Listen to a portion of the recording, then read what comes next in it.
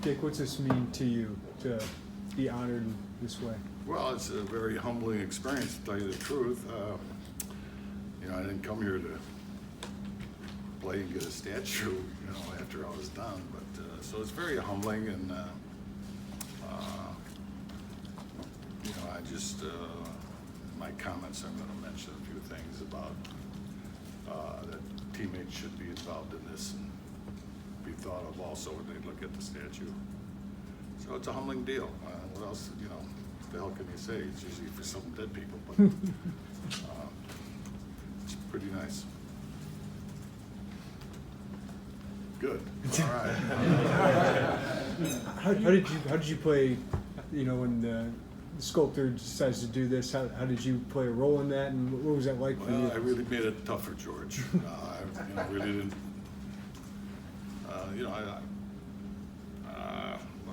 I really wasn't for it. I mean, how could I, insist on anything? He did an excellent job. I mean, I helped him a little bit, but not much. He did it all on his own and did all the research, and it's amazing what they have to do to make these statues as far as getting it authentic looking. I mean, he's asking me, do I have my shoulder pads? And, well, shit, the shoulder pads are under the jersey. What difference? I mean, no, I don't have them. Because the funny thing is, it's not funny, I wore my Illinois helmet for the first year or two with the Bears, and I wore those shoulder pads, which Paul Shady here, the equipment guy, designed, and I wore them till they literally rotted. The first 4 years with the Bears, so naturally I didn't have any of that stuff left over. So he did his own research, and he did a great job with Grange, and I'm sure he did a great job with mine. Dick, how has the game changed since you played until what it is now? Well, I don't know. It's just with all the rule changes, it's changed the game. They like to see the offense, and although they threw the ball a fair amount of times when I was playing, when you had guys like Bart Starr and Unitas, Tarkington and all that, but it just seems now it's more emphasized on the offense. And with the change of rules, it's, I guess they like to see 59 to 58 games versus, 10 to 9 or something. I just, I have a tough time watching it, to tell you the truth, with the antics. It seems like a me world out there on the field like it is in America. It's all about me. So I think they're losing what the hell the game's about. It's a team sport, not individuals. And, in the old days when you would, jump up and do a cartwheel after you made a tackle and you're losing 48 to nothing, you would be taken care of by your own. No one's going to be showing you up. But of course it's different now. It's a business, and they got to tend to their business. So more power to them, I guess. Dick, what does the University of Illinois in Champaign mean to you? Well, it's a start. High school is one thing, but choosing a university to go to after your high school career is over is a big step. And I guess I made a good step, and I guess I can thank Coach Bill Taylor for that, for recruiting me here. It's not only just the university and the coaches that you're involved with. It seems like you get involved with the people of Champaign and Urbana. Met some wonderful people, and so to tell you the truth, I mean, it wouldn't be a bad place to live, So I have, good feelings about Champaign Urbana and the people here. So I was just very fortunate. We changed a losing program to a winner, and well, you can ask. It really worked out well. You've had your number retired, inducted in the Hall of Fame, got the statue coming up. Which one of those honors maybe surprised you the most?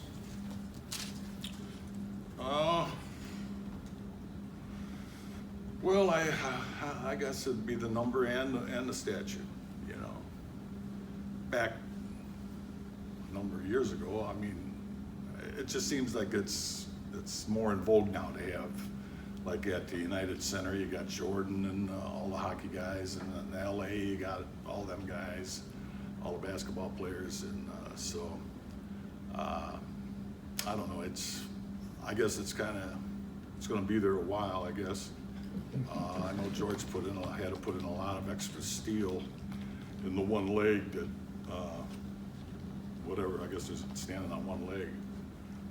So I hope, you know, a lot of guys don't get hurt if they're hanging over it, or hanging on the thing trying to bend it off, I don't know. But I guess the statute would be, because it's gonna be there for a while. You mentioned you were gonna talk to the team this week, just what's your message to them as a? My message is no message. I don't speak to teams no more. And that was because when I had the number retirement, they wanted me to talk to the team, and so I went and talked to the team, and they got beat 66-3, I believe it was, by Nebraska. So I'm not very good at it. And I know the Bears and Aggie wanted me to talk to them. I just don't do it anymore. You know, it's different. What am I gonna say?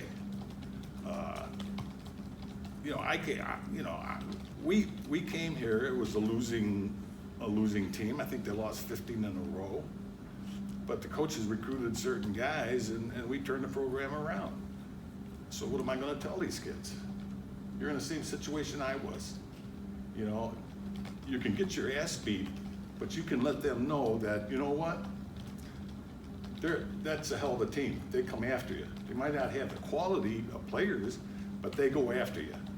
And the reason I say that is because at the Pro Bowl and at the College All-Star game, I would have opponents come up, and you know, our sophomore year, we won 2 games. Yet some of those all-star guys at these Hawaii, the Hula Bowl, and the Shrine Game, they said, you know what? We hated to play you guys. I mean, you weren't worth a shit, but we knew we were going to get our ass knocked off. And you know, and that's kind of a tribute. At least you know you've been in the game when you play us. I don't know if they feel that way here. How much are you able to watch the teams play now? Are you able to watch them play on TV much? You mean Illinois? Yes. They're on sometimes, yeah, I catch them. When they're on the Big Ten channel or whatever. Yeah, I saw the last couple of games. Yeah, I'll watch them, yeah. And then I try to watch whatever teams have some of our Butkus nominees, our watch list. And so I kind of, because I have nothing to do with the voting, I just take a look to see how these kids are doing.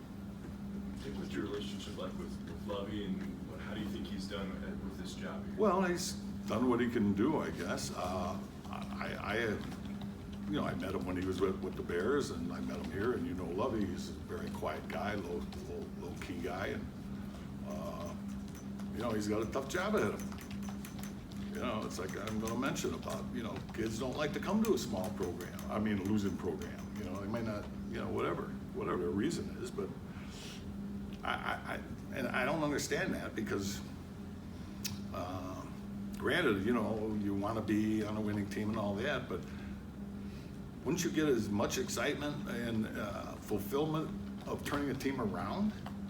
You know, that's what I remember back. We turned the damn losing program around, and we should be proud of that. So, again, I don't know. You know, it's a business now, so I don't know what they're thinking.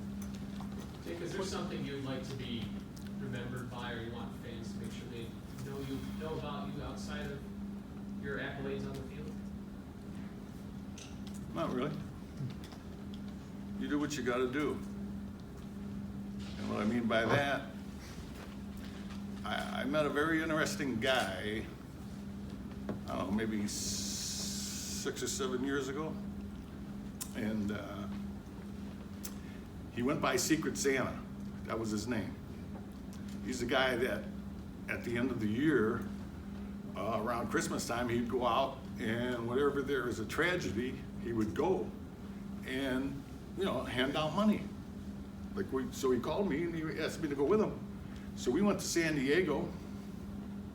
You know, and the people are there living in tents after a fire, lost everything. And he'd come up with his white jumpsuit on and a red hat, talk to him a little bit, give him a couple bucks and leave. He didn't want to be known. He had a Kansas City Star reporter and photographer. They begged to go with him. And he says, you can go with, but don't ever show my face and you do not tell who I am. Thus, Secret Santa is his name. So I started traveling with him a couple of times, 5 years or 6 years. Guy ends up getting cancer and dies, but he taught me a lot about giving.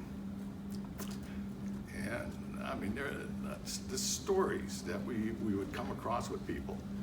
And I just thought he was so neat of a guy. He was homeless. He started out homeless himself.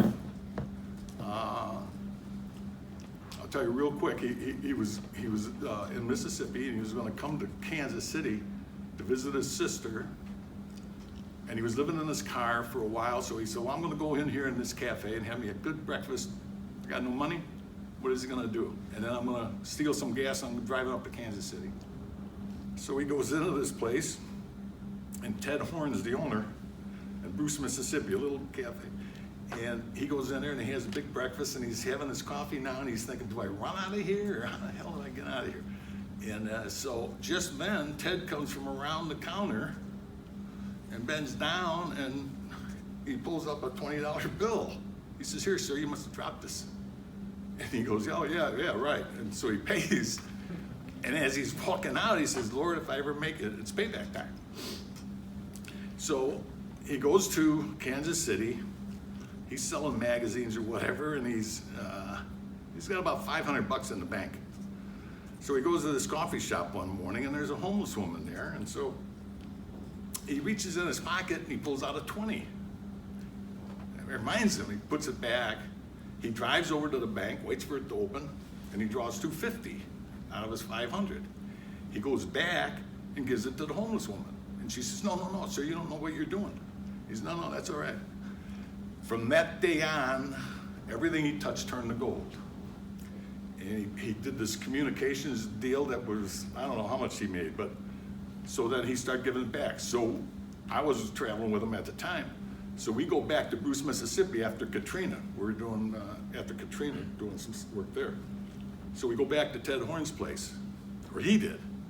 I actually went to Ted's his house and we had breakfast that one year. But he went back to the restaurant. He walks in there and he's looking around, and this Ted Horn's still there, the owner. And he says, "Hey, do you recognize me?"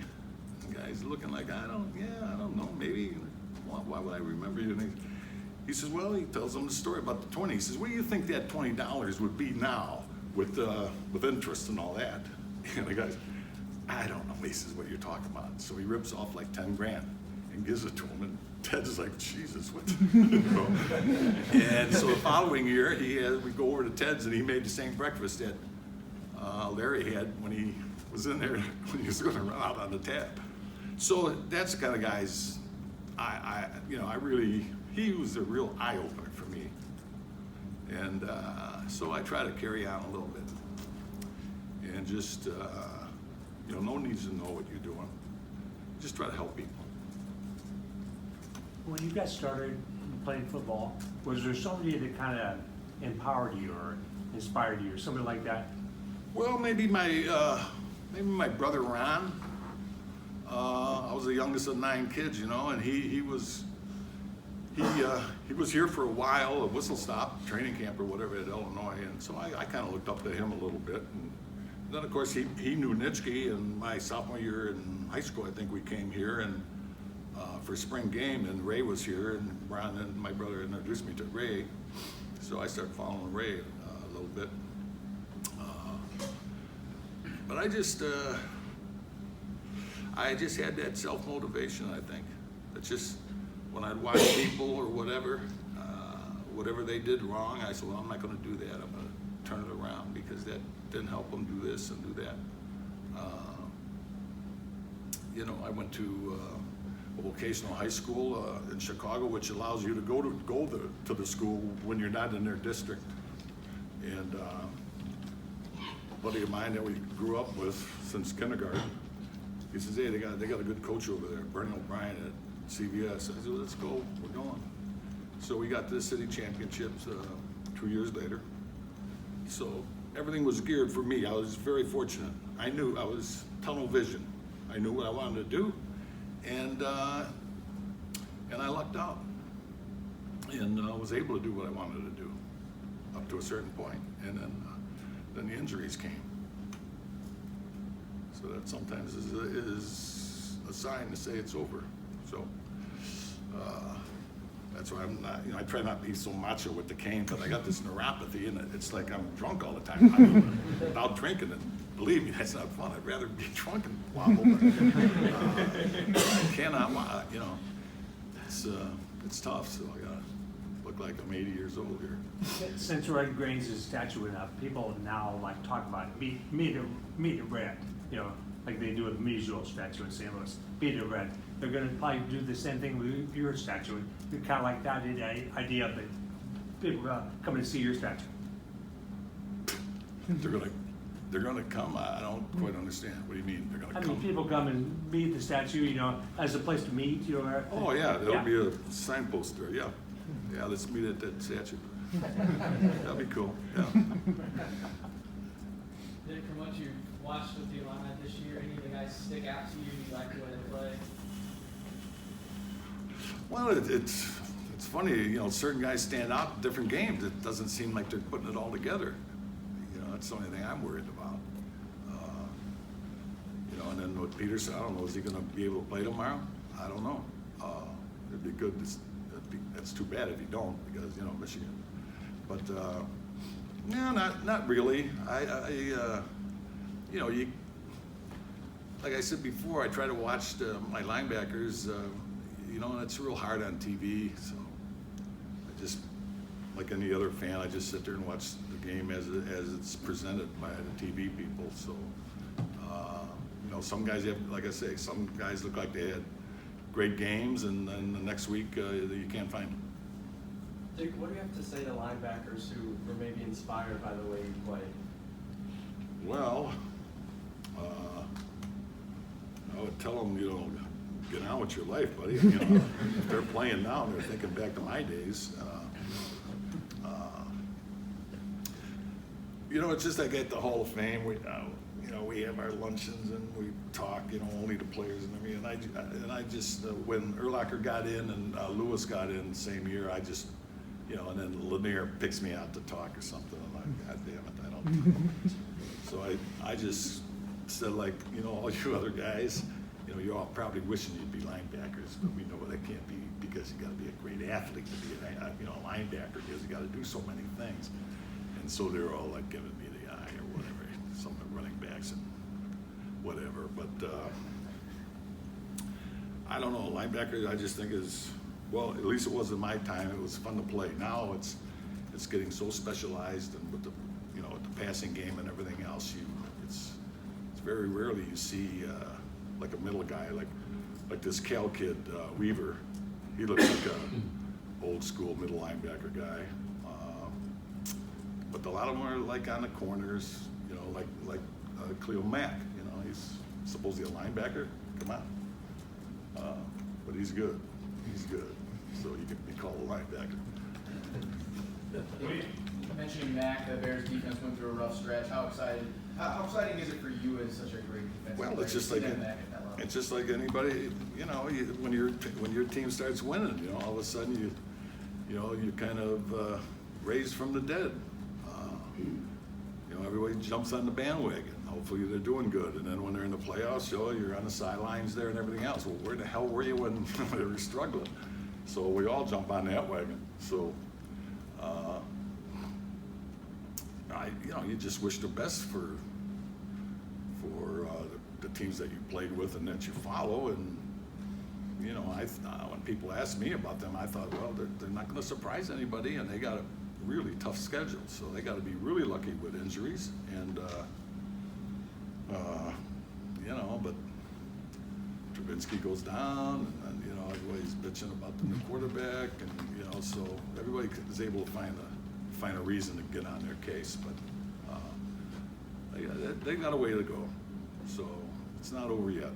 Dick, how would you say Jordan was able to sell you on this project and get you on board? Well, I really probably didn't have much to say about it. I think they just kind of almost went ahead with it anyway. You know? Well, come on. I mean, yeah. What? Someone. If they wanted to put a statue of you for a writer or whatever you do, I mean, how do you feel about it? Oh, I deserve it. Maybe the kids today would say it, but it's a very humbling deal. And and you wonder, why, man? I did what I thought I was supposed to do. And I had fun knocking the shit out of people, So if it was that unusual, I guess you take it,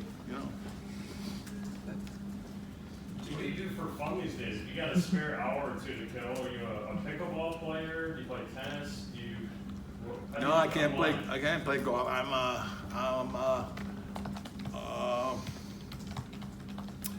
I guess I'm a big fan, and my new sport is volleyball, because my grandson, he plays for UCLA, and he's 6'9" and about 245. He'd love to play football, but my daughter saw that movie Concussion, and that was the end of that. And so he had said concussion playing volleyball, gets hit in the head. So anyway, so I go to his game. He's 6'9". His girlfriend, who plays on UCLA's team, she's 6'7", and they make a nice couple, 6'7", 6'9". And so we go to their games, and then his younger brother, he's just turned 15, and he's about 6'5" now, and he's going to be a volleyball player also. So that's my new sport, volleyball. And in fact, we're thinking about going to the game tonight. I was going to tell him, you pack 10 people here to see how we really play the game. Luke sent out a really interesting photo. I think it was of your childhood home, if I'm not mistaken. Where was that on the south side? Well, what streets was that on? 103rd. Memories of that kind of homestead that your family had. 10324 South Low. Yeah. It was, an expansive 700 and some square feet house with nine people living there. But we went back there. My brother Ron and Don, we went back there, and of course they got in an argue who slept here and whatever. And there's a stolen cement mixer engine buried under the ground here, and now they put a concrete garage slab on there because it was, dirt. I always tell this story about my brother. You think I was tough. When I was a kid, I was in the garage, and he's a steel fabricator, welder, and everything else. That's what he used to do. But I was a young kid, and I was standing by him, and he was in the garage, and we had a dirt floor in the garage, and he had something in a vise, and he was soldering it. And all of a sudden, I was smelling like burnt chicken feathers. And I look down, and he's under there. I mean, he's doing the soldering with bare feet, and the lead, or the melted steel is flicking off his foot, and he's like, like he was being harassed by a gnat or something. And I'm like, what the smoke and everything? I mean, you talk about a tough guy. And he should have played. He played in high school, but fell in love, and everybody's got their deal. That was the end of that. We got time about one more question. Anybody, anything else for Dick? I like it. One thing, your era, the cradle, the linebacker, you, Nitschke, Burrell, yourself. There's others, the Axe and Hansen and others during that era. Is there a pride factor about being the next? Well, I don't know if they're, where it came from, but Pirelli, Tony Pirelli, and then you had Nitschke, of course, and we had some good ones. And then you had back-to-back Illinois guys, Howard, and then win the Butkus award. You know, it's caught a lot of shit from the Southern people, like, oh, it's fixed. I don't vote for it, so it was. And you know, everybody was always talking about these other schools that are linebacker schools. I said, you know, Illinois doesn't do too bad itself. To end the year, I just, you know, our flight was canceled yesterday, and we didn't get in until 3 in the morning, and all, you know, 14 of our families. So I might be under the weather here, a little pissed off about something, but get over it, as they say. So appreciate you coming and write good things. Thank you. Thank you. Appreciate it.